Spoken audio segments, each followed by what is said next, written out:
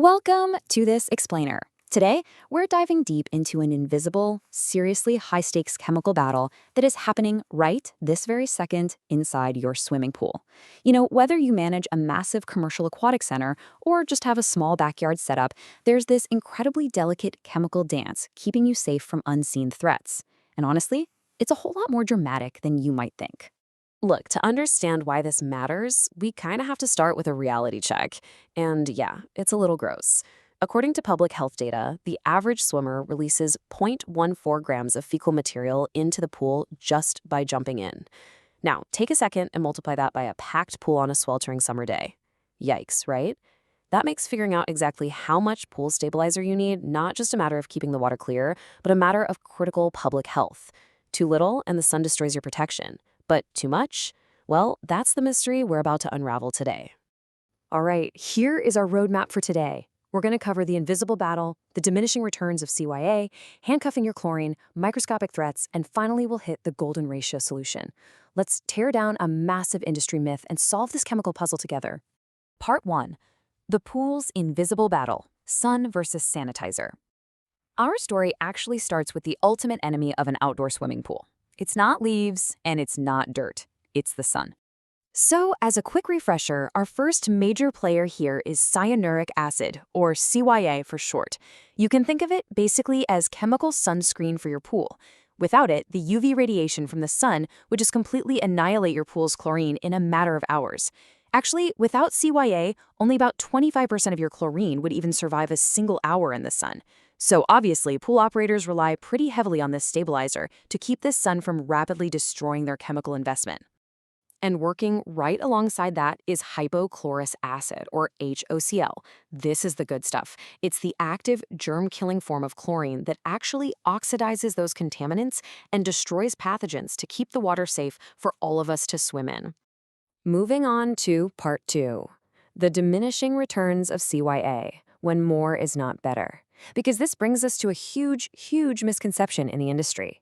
People naturally assume that if a little stabilizer is good, well, dumping in a whole lot must be better, right?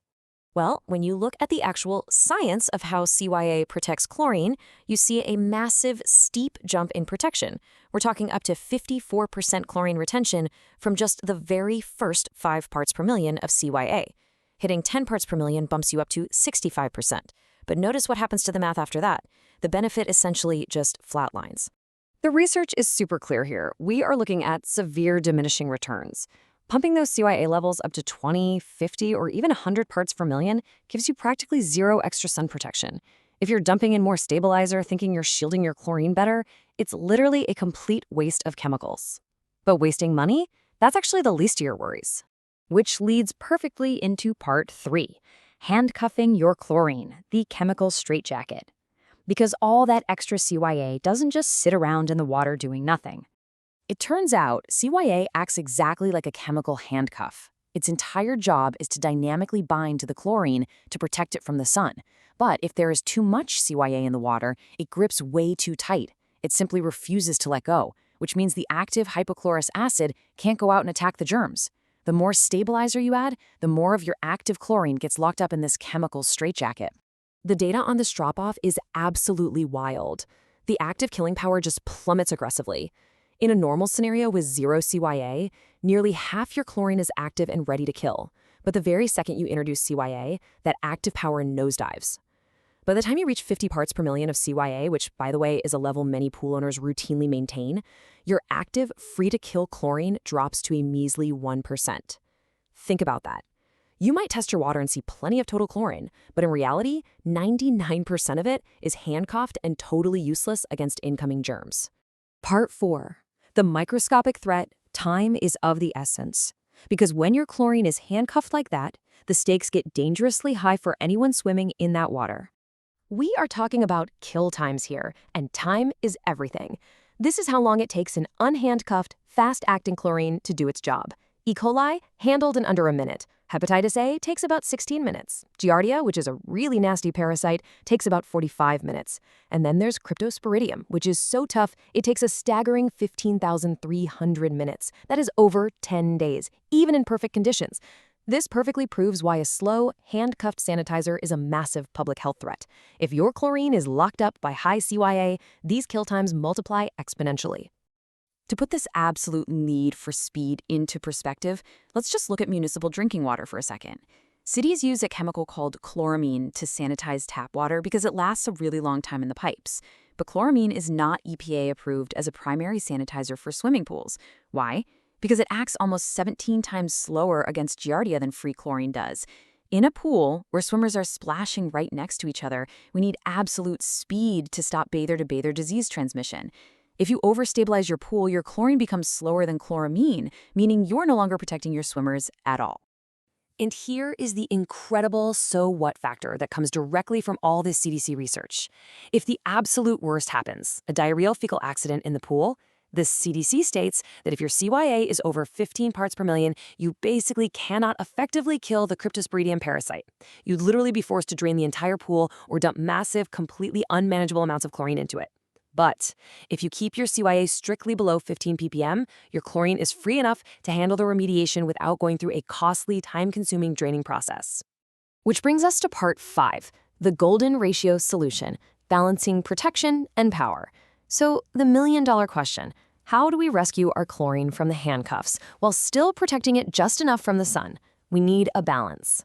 Based on all the EPA benchmarks for fighting off parasites like Giardia, researchers actually calculated the mathematical resolution. It's a literal golden ratio, 14 parts CYA to 1 part free available chlorine. That is your magic limit. If you cross this threshold, your chlorine becomes slower and less effective than unapproved sanitizers. So let's make this actionable. The crucial point is implementing these exact operational steps to maintain that perfect ratio.